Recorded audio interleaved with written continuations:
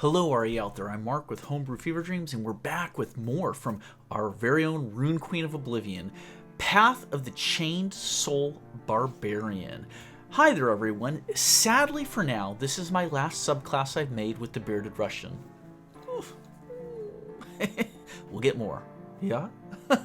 We have a couple of ideas that we're working on, like a gadget-based rogue subclass, and a warlock patron tied to the ancient evil magic books. Tied to ancient... Aren't all warlock patrons tied to ancient evil magic books? I mean, is that a... Okay. Well, for the fiction, we'll pretend that there's not an ancient evil magic book that all warlock patrons are tied to. We'll pretend that. Okay. We'll get to those eventually, but for now, this will be the last, sadly. I'll see if he wants to post some of his other stuff, maybe. Yes, please do, if you don't mind. The Path of the Chained Soul Barbarian is built with one purpose in mind, to make a barbarian that fits into a similar narrative niche as warlocks. Am I saying that right? Is it niche? It's niche, right? Not niche? Niche? Okay. I made it originally as a character concept for a barbarian warlock who was bound to Anton Masroy, the Dark Lord of the Domain of Dread of Saragni.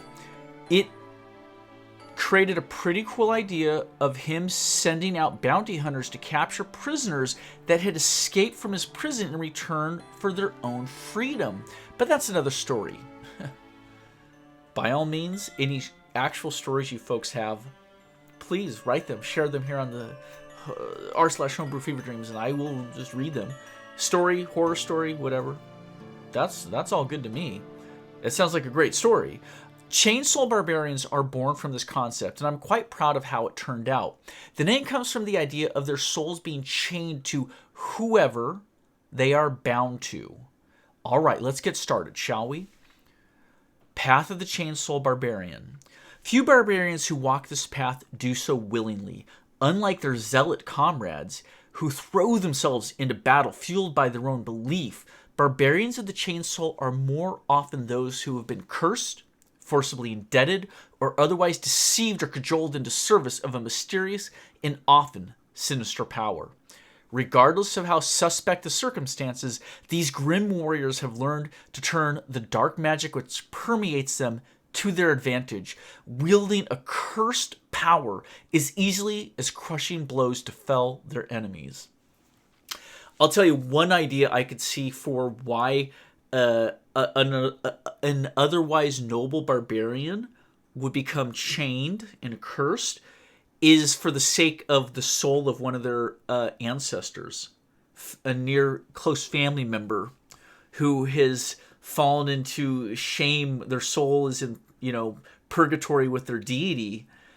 That's absolutely a way I could see one of these barbarians being forced into service, is to, free their ancestor's soul.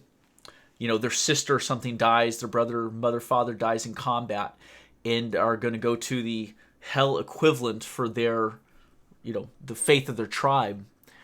I could see a barbarian absolutely taking up this burden to bring them to the side of light. You served me for 10 seasons, and I will set your mother's soul to the fields of Valhalla, where she belongs. And the barbarian would be like, shit, I've got to do that. Yeah, that would be so cool. Okay, let's keep going here. A cursed DC. Starting when you choose this path at 3rd level, you are touched by darkness. Choose an origin for this grim portion of your existence from the table below, or roll at random. Right, or come up with something with your DM, theoretically would probably also work. Regardless, some of your subclass features require your target to make a saving throw to resist the feature's effects. The saving throw DC is calculated as follows. A curse DC equals 8 plus your proficiency bonus plus your constitution modifier.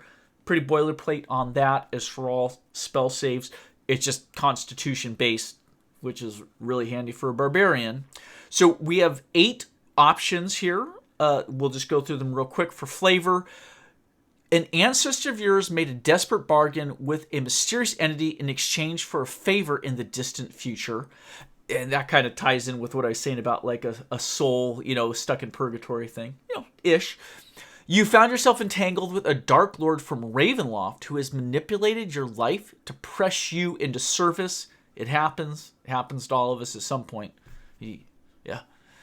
You have been cursed by a powerful witch or hag for reasons unknown. Or reasons known. Don't date night hags. Just don't do it. You think it's a good idea at the time? It never works out in the end. Your parents claim they were promised their children.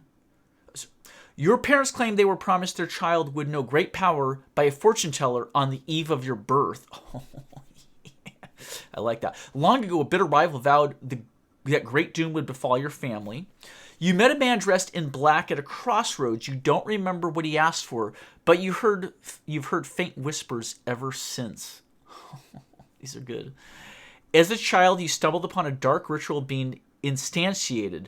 No one present noticed you, but the memory remains crystal clear in your mind.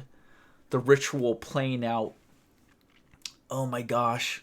The imprint of those dark magics are imprinted upon your mind like a circuit, just partially closing over and over, and thus you keep channeling that dark energy that those grown-ups were deliberately channeling. You're subconsciously doing it all the time, like a weak connection to Cthulhu. Congrats. You woke up the sole survivor of a great tragedy, not knowing how or why you were spared. Wow, those are very colorful. I love all of them.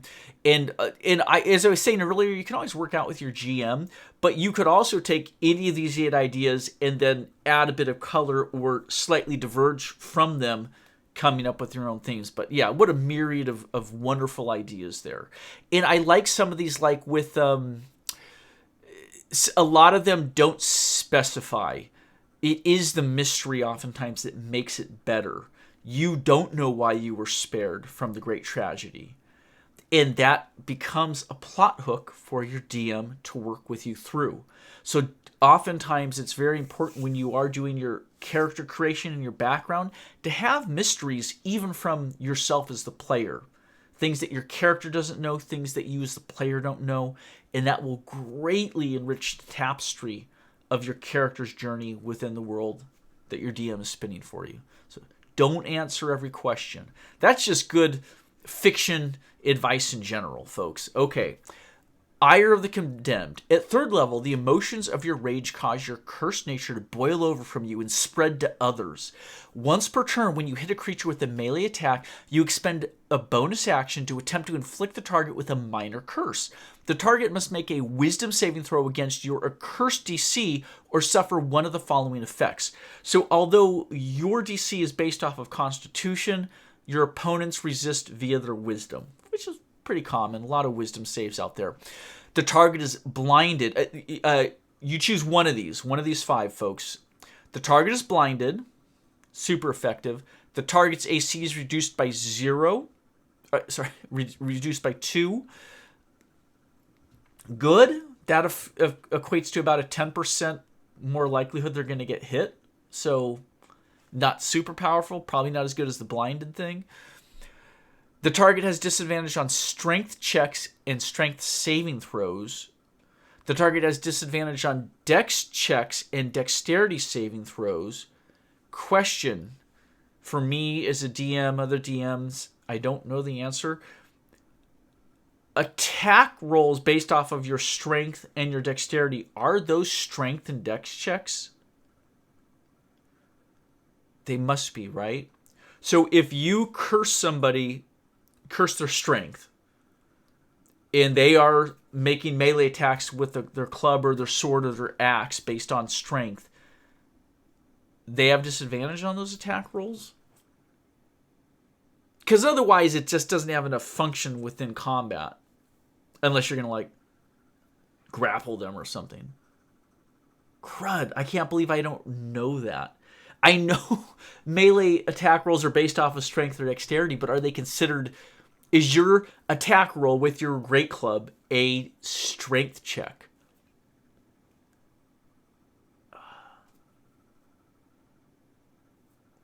I should know. I'm not going to look it up. God dang it. I can't believe I just don't know the answer to that just off the top of my head. I know it's strength-based. I just don't know if it is a strength check. I think it should be for the sake of how it is, because otherwise it's not worth putting a strength check, strength saving throw curse on somebody. I really don't think so. It's so specific. It'd be like, well, you're going to use it against someone who has high strength or high dex, first of all. If they just have, average to low strength or dex, you wouldn't use it anyway. And then you have to have some ability or spell effect that you're going to put on the person that's going to require a strength check or strength saving throw. So it's a lot of tumblers you've got to get into place to pick that lock to make it worthwhile. So I think it should affect attack rolls. Okay. If anyone knows the answer to my question, please, in the comments, if you don't mind. The target has disadvantage on death saving throws, and any time it would regain hit points, the amount of hit points it would regain is halved. See, that's a useful one. You're not guaranteed to put your opponent into death saving throws anytime soon, and oftentimes DMs don't use death saving throws for mobs anyway. Many DMs don't do that. Some do. Fine. But having hit points regained makes it more functional. So it's an interesting balance. I would say by far the most useful is the blinded. Although there are creatures who have, blind sight, tremor sense, that kind of thing, and they won't need that. Also, you're going to have some enemies that are maybe doing an aura, AoE damage, in which case, them being blinded, they just got to get close to you. So I like it. It's not too big of a table. Clearly, they're not all the same power level, but it lets a barbarian have a little more of the Swiss Army knife style versatility, where they're very specifically trying to weaken the enemy in the way that's going to allow the party to win the day. So in that sense, it's pretty cool. I wouldn't add more. I think that's just about a perfect amount. You can remember it, you can understand it, and you can get a bit access to the tactics that this opens up for you. So I think it's a really cool feature. I just think the balance between the 5 is pretty broad. Not good, not bad, but yeah, whatever. I don't want to overthink that. I think they're good. Curses from this feature last for 1 minute, which is nice, and a creature can only be affected by one of your curses at a time. That's important to know. Additionally, a cursed creature can repeat the wisdom saving throw at the end of each of its turns to try and break away from the curse early. So ultimately, the 1 minute means it's going to last for pretty much a whole combat, potentially, but realistically, after the second, the third, fourth attempt, most creatures, just by chance, are going to break free of the curse. So I would imagine a barbarian, in their rage, is going to want to be trying to curse foe after foe after foe, sort of spreading their ire or their rage around the battlefield, as opposed to concentrating down on one opponent. That would be the most effective way to play this character, which is interesting. But yeah, you're a AD buffer, right? I mean, that's the word for it. So I like that. Okay, here we go. Fell territory. By the way, I'm going to do a video, a little short maybe, or maybe like a 5-minute, on the term fell. F-E-L, F-E-L-L, because I see it everywhere. I know it goes all the way back. I'm sure it's an ancient word. I'm sure it means different things in different languages. I know that F-E-L and F-E-L-L, like fell, right? There's all sorts of different connotations, but like, say, Lord of the Rings, J.R. Tolkien's Lord of the Rings, the fell beasts, which are the winged creatures the Nazgul ride, he calls them fell beasts. That's like the only real name that those creatures have. Is spelled F-E-L-L, right? Now, in World of Warcraft, which is obviously a modern creation, there are all sorts of fell everything, beasts, whatever the heck, but it's F-E-L. But I think in our fantasy world, we all just treat fell as like evil. is it fell in the sense that you are fallen from goodness or grace within the world? Are there multiple meanings depending on whether it's the German or the Latin? I don't know shit about languages, but you get what I'm saying. Old English, what's it derived from? Is there more than one meaning? Because I think, I guess I want to answer the question because we'll say Western fantasy culture have just taken fell and just all crammed it together to be like, yeah, bad things are fell things, right? Well, maybe two spellings at least, and I suspect more than one, like, he drew a fell sword from his belt, gleaming in the darkness, murder upon his face. What does fell mean there? Does fell mean evil, dangerous, hard, like threatening, right? Like, I'm curious. I digress. Let's get back to your thing, but I think that's a video that's worth making. Okay. Beginning at 6th level, you fall deeper into the grip of the power which holds sway over you, but are able to draw upon more of it in return. As long as you are raging, you can choose for proficient weapon attacks you make to deal necrotic damage instead of their normal type.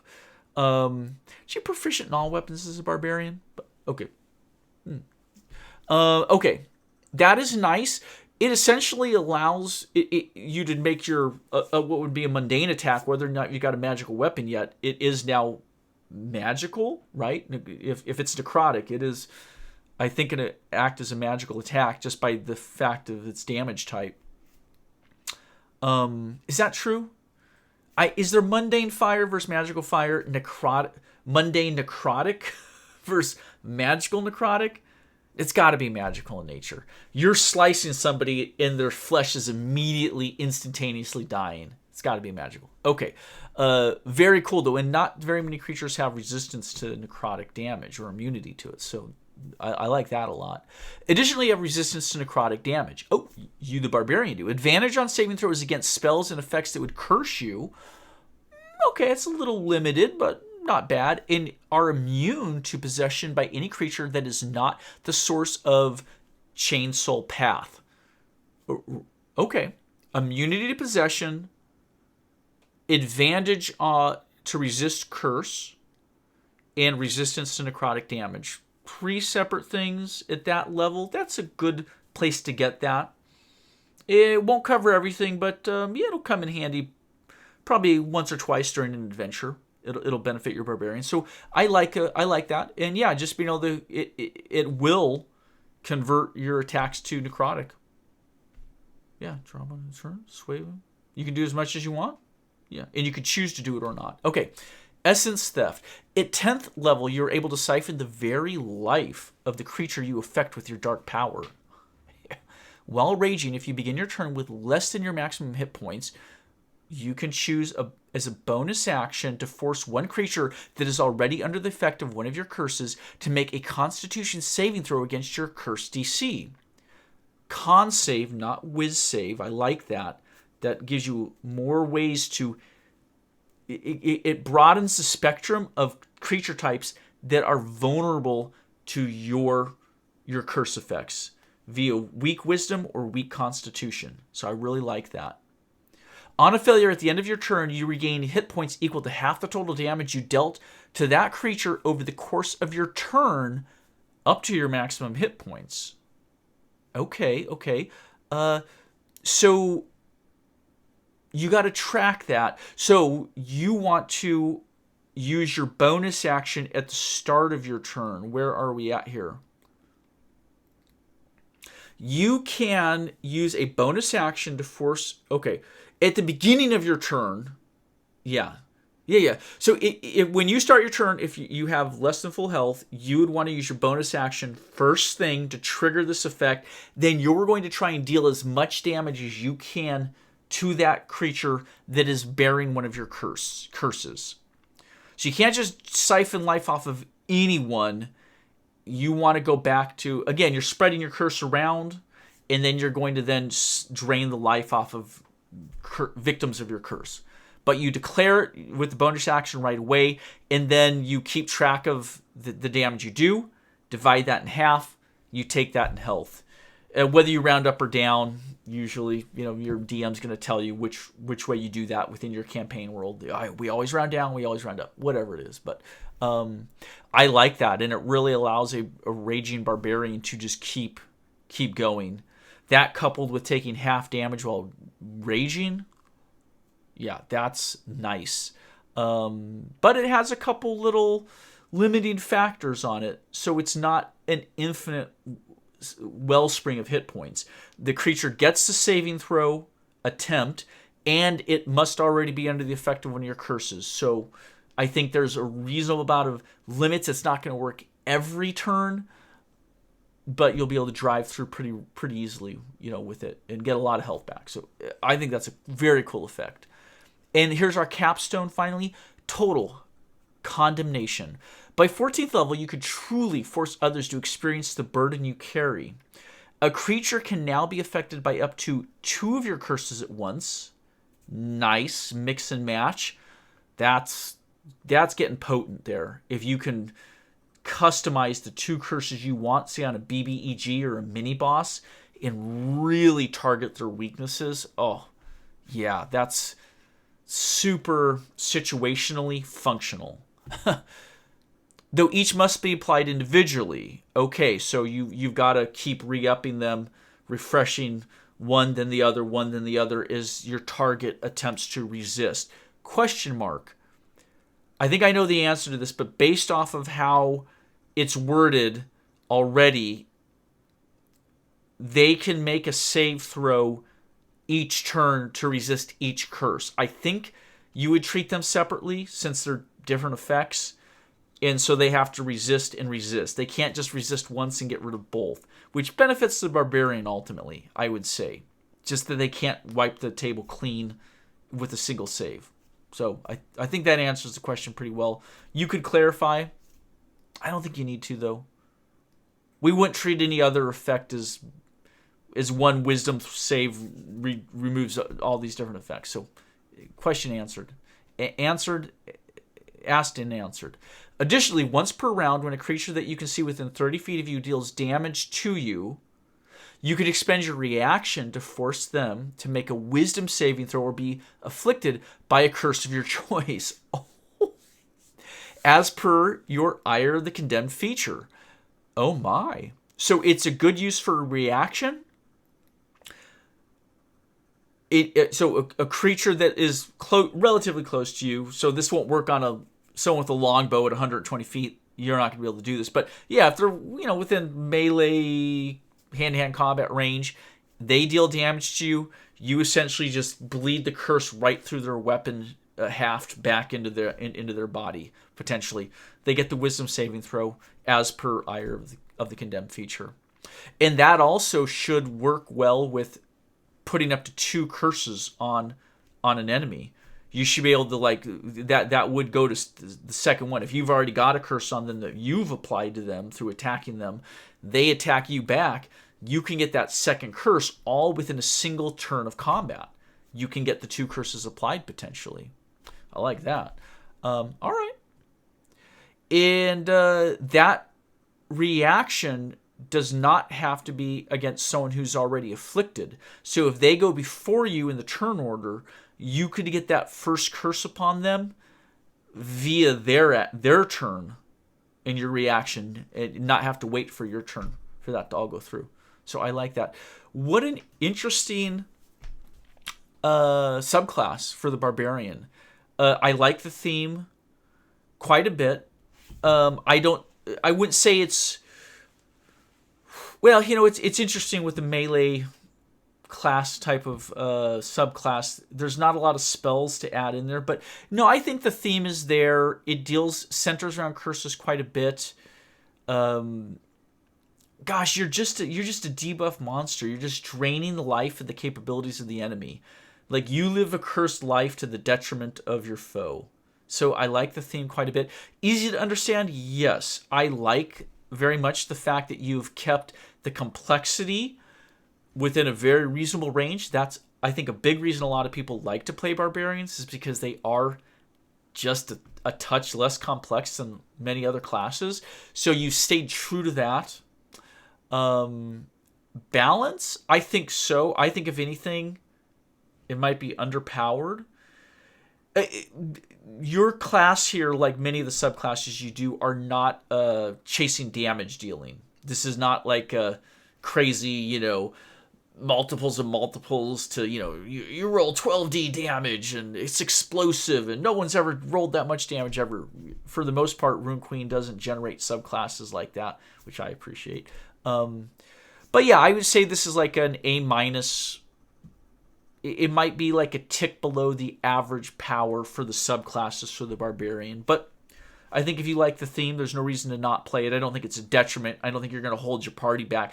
And ultimately, if you're a smart player playing with a smart party, I think the fact that you have sort of a tactical suite of debuffs here, you could do a lot more with it, with other players that are going to work intelligently with your Barbarian.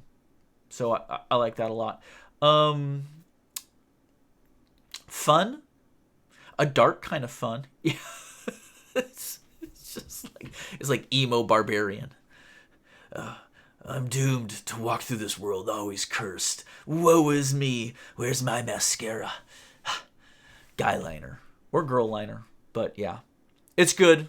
I would definitely say some cool tattoos. Yeah. Maybe some neck tats or something like that. Just so you look like extra edgy. You're a Barbarian. You can do whatever the hell you want. I love it. Thank you so much for sharing, as always. And I eagerly await you and/or / the Bearded Russians additional subclasses / stories of any sort or content of any kind. I will take anything from you folks. So, thanks. Bye.